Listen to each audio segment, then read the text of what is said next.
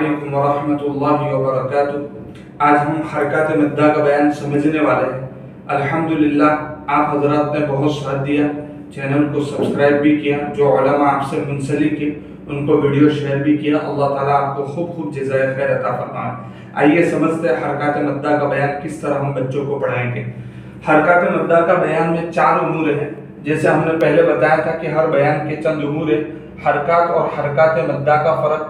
Number 2، حروف مدہ اور حرکات مدہ باعتبار ادائیگی کی یکساں ہیں۔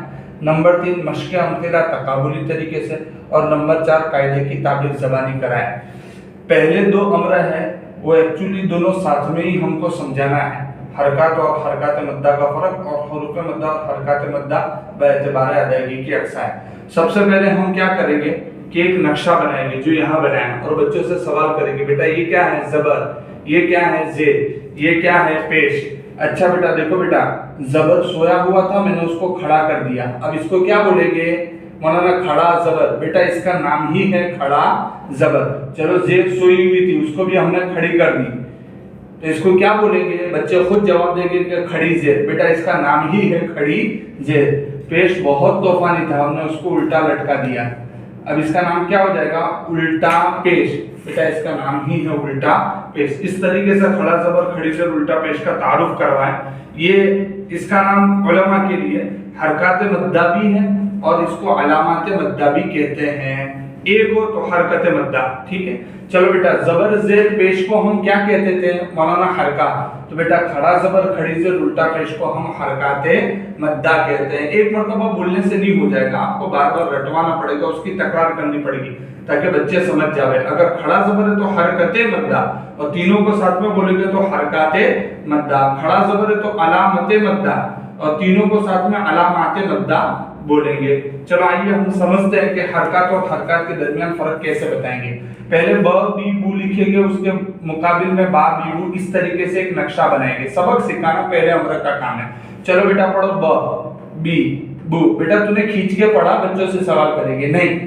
چلو بیٹا اس کو پڑھو ب، اس کو پڑھو مولانا نہیں آتا ہے کیونکہ ابھی بچے کا ہوا نہیں ہے۔ بیٹا الف مدہ کو کیسے پڑھتے تھے؟ تو مولانا با، بس سیم ٹو سیم اس کو ایسا ہی پڑھنا ہے۔ دیکھو حرکات مدہ کا بیان صرف 10 دن چلے گا، زیادہ نہیں۔ حروف مدہ جس کا پختہ ہوگا تو حرکات مدہ میں اس کو دیر لگنے والی نہیں ہے، صرف امثلہ کے مشق کی ضرورت رہے گی۔ چلو بیٹا اس کو پڑھو با، ماشاءاللہ۔ چلو یہ پڑھو بی۔ چلو یا مدہ کو کیسے پڑھتے ہیں؟ جیسے پڑھو بی، ہاں ماشاءاللہ۔ چلو یہ پڑھو بو۔ چلو با مدہ کو کیسے پڑھتے تھے ملسا؟ بو، بس اسی طریقے سے۔ چلو اس سے بچوں کو یہ سمجھ میں آئے گا کہ حرکات مدہ حروف مدہ کی طرح ہے۔ چلو اب اصولیہ بھی کریں گے، مثلا یہاں با لکھیے، چلو بیٹا مجھے اس کو کھینچ کر پڑھنا ہے، ٹھیک ہے۔ یا ایسا کہو کہ بیٹا مجھے با پڑھنا ہے تو کیا کرنا پڑے گا؟ دونوں سوال کر سکتے ہیں۔ چلو مولانا کھڑا زبر لگا دو، ماشاءاللہ۔ چلو مجھے اس کو ب پڑھنا ہے، مولانا زبر لگا دو۔ چلو مجھے اس کو با پڑھنا ہے، کھڑا زبر لگا دو، ماشاءاللہ۔ چلو مجھے اس کو بی پڑھنا ہے، کھڑی زیر لگا دو۔ چلو مجھے اس کے بو پڑھنا ہے، الٹا پیش لگا دو۔ اس طریقے سے چند حروف لے کر کبھی میم لو، اس کے اوپر زبر لگاؤ، پھر کہو کہ مجھے ماں پڑھنا ہے۔ اس طرح چند سوالات کرو الٹ سلٹ کر۔ مقصد اتنا ہے کہ حرکات اور حرکات مدہ کے درمیان کا فرق بچوں کو واضح ہو جائے۔ یہ ہوا پہلا امر، اس میں مشق میں کچھ نہیں آئے گا کیونکہ یہ دونوں امر ایک ساتھ ہی ہے۔ یہ دوسرا امر پہلے امر کا تکملہ ہے، ٹھیک ہے۔ چلو اس کے بعد ہم پڑھائیں گے دوسرا امر، حروف مدہ اور حرکات مدہ باعتبار ادائیگی کے یکساں۔ یہاں لکھا ہے با بی بو، بچوں کو سمجھانا ہے۔ پڑھو تو یہ با، پڑھو تو با بی بی بو بو، یہاں دونوں کے درمیان کوئی فرق نہیں ہے، بچے اس خود سمجھ جائیں گے۔ دیکھو یہاں ایک بات رہ گئی ہے، وہ میں آپ کو بتا دوں کہ یہاں ادائیگی کے اعتبار سے دونوں میں فرق ہے اور کتابت کے اعتبار سے بھی فرق ہے، لکھنے میں بھی فرق ہے اور اسی طریقے سے پڑھنے میں بھی دونوں کے درمیان فرق ہے۔ یہ بات بچوں کو بتا دیں، جب وصولیہ بھی ہوگی تو بچے کتابت تو کرنے ہی والے ہیں، تو ظاہر سی بات ہے ب کو با بنائیں گے، کتابت کریں گے تو لکھنے میں فرق ہو گیا، اور پڑھنے میں بھی فرق ہے کہ ب پڑھتے تھے اور اس کو با پڑھتے تھے۔ یہ دونوں فرق کی وضاحت یہاں کر دیں۔ अब इसके बाद ये दूसरा अम्र हुरूफ मद्दा हरकत मद्दा बेतबार अदायगी की अक्सर हमने यहाँ बताया था बच्चों को, बच्चों ने खुद पढ़ा था। तो यहाँ पढ़ेंगे बा बा, बी बी, बू बू। बेटा दोनों के दरमियान कोई फर्क लग रहा है? नहीं, वो सब सेम टू सेम है। तो अदायगी के एतबार से दोनों यकसा हैं, लेकिन लिखने के एतबार से दोनों अलग अलग हैं। इसी तरीके से हिज्जे के एतबार से भी दोनों के दरमियान फर्क है। तो ये फर्क दोनों जगह दोनों अम्र में बता दे। चलो बेटा इसको पढ़ो, अब इसकी वसूलिया भी करेंगे। चलो पढ़ो बेटा बा, मुझे अलिफ मद्दा जैसा पढ़ना है लेकिन अलिफ को हटाकर, अलिफ को निकालकर, अलिफ नहीं चाहिए। मौलाना एक काम करो, खड़ा ज़बर लगा दो, माशाल्लाह। चलो ये पढ़ो बी, मुझे या मद्दा जैसा पढ़ना है लेकिन या साकिन को निकालकर, क्या करना पड़ेगा? मौलाना एक काम करो, जेर को खड़ी कर दो और पढ़ो बी। चलो ये पढ़ो बू, चलो मुझे वाव मद्दा जैसा पढ़ना है लेकिन वाव साकिन को हटाकर। इस तरीके से चंद अमसिला लाकर सवाल कर वसूलिया भी करें, हत्ता कि आपको इत्मीनान हो जाए कि हुरूफ मद्दा और हरकत मद्दा में अदायगी के एतबार से बच्चे फर्क, अदायगी के एतबार से यकसानियत को बच्चे समझ चुके हैं। ठीक है, उसके बाद क्या करेंगे? किताब की तख्तियां हरकत मद्दा के साथ मश्क के लिए हरकों में दे दे। अब खड़ा ज़बर खड़ी ज़बर उल्टा पेश की तख्ती है ना, और हुरूफ मद्दा की तरह है, तो वो मश्क के लिए दे दो। और चार काम हम याद रखें।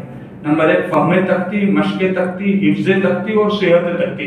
फहमे तख्ती क्या है? मतलब हमने दो तरीके से तकाबुल किया है, हरकत के साथ भी किया है और इसी तरीके से हमने तकाबुल हुरूफ मद्दा के साथ भी किया है। ठीक है, तो दोनों तरीके से। चलो पढ़ो आ बा, चलो दूसरे दो हरफ को मुतहर्रिक कर दो। ठीक है, बा खड़ा ज़बर नहीं लगाना है, ज़बर लगा के दो हरफ मद्दा, दो हरफ मुतहर्रिक, दो हरफ मद्दा, दो हरफ मुतहर्रिक, एक ही हरफ मद्दा मुतहर्रिक, जैसे आप मश्क करवाना चाहो। फहमे तख्ती का मतलब ये है कि अगर उस सहरा बनामत को हटा दिया जाए और बच्चे को कहा जा रहा पढ़, तो बच्चा आसानी से पढ़ लेवे।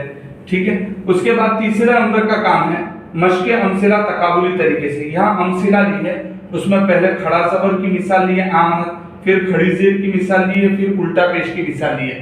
पहले 15-20 मिसालें, और मिसालें भी वही ले जो मानूस है। सबक की फहम पैदा करने के लिए मानूस अमसिला का मुदर्रिस सहारा ले, गैर मानूस मिसालें न लिखे। ठीक है, चलो ये हो गया। अब उसके बाद क्या है? तकाबुली तरीका। तकाबुल दो तरीके से, हरकत के साथ भी और इसी तरीके से हुरूफ मद्दा के साथ भी। चलो बेटा मुझे काफ पर खड़ा ज़बर लगा के पढ़ो का तब, ता पर खड़ा ज़बर लगा कताबा, बा पर खड़ा ज़बर लगा कतबा। चलो काफ के नीचे खड़ी ज़ेर लगा की तब, खड़ी ज़ेर ता के नीचे लगा कती कितीबा कितीबा, माशाल्लाह। चलो खड़ी ज़ेर बा के नीचे लगा कितीबी। इस तरीके से उल्टा पेश भी लगाकर पढ़वाएं, यानी हरकत की 15-20 मिसालें लेकर तकाबुल करें। आप दरस ले ले, उसमें तीनों साथ में चलेगा। खड़ी से उल्टा पेश का तीनों की तख्तियां साथ में, तीनों का सबक साथ में चलेगा। उसके बाद जो है हुरूफ मद्दा के साथ तकाबुल करें, और तकाबुल का तरीका यही रहेगा जो उसूलियाबी में हमने लिया है। क्या है?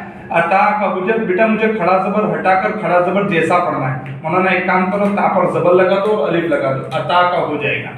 ठीक है, चलो रजई, मुझे खड़ी ज़ेर हटाकर या मद्दा जैसा, खड़ी ज़ेर हटाकर नहीं, यहाँ ले लो रजई।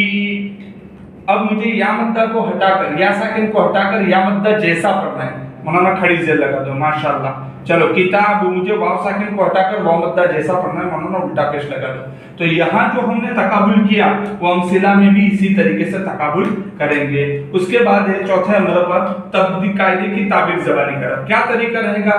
चलो ये लिखा है मतलब अता का, ये क्या है बेटा? ता के ऊपर खड़ा ज़बर किसके बराबर होता है? अलिफ मद्दा के। खड़ा ज़बर को कैसे पढ़ेंगे? एक अलिफ के बराबर खींचकर। क्या है खड़ा ज़बर? खड़ा ज़बर किसके बराबर होता है? अलिफ मद्दा के बराबर। कैसे पढ़ेंगे? ये ताबीर याद कराने के लिए। बाद में बच्चे ताबीर एक ही बार बोलेंगे बच्चे कि मौलाना खड़ा ज़बर बराबर है अलिफ मद्दा के, अलिफ मद्दा की तरह एक खड़ा ज़बर को भी खींच के पढ़ेंगे। उसके बाद यहाँ चंद हिदायत दी है बराए असातिज़ा, वो देख ले।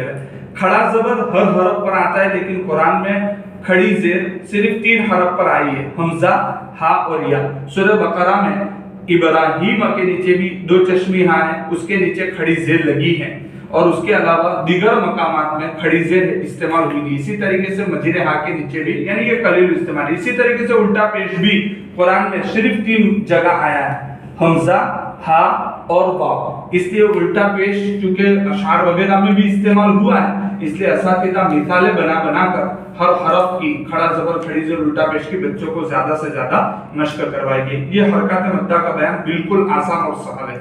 جزاک اللہ احسن الجزاء.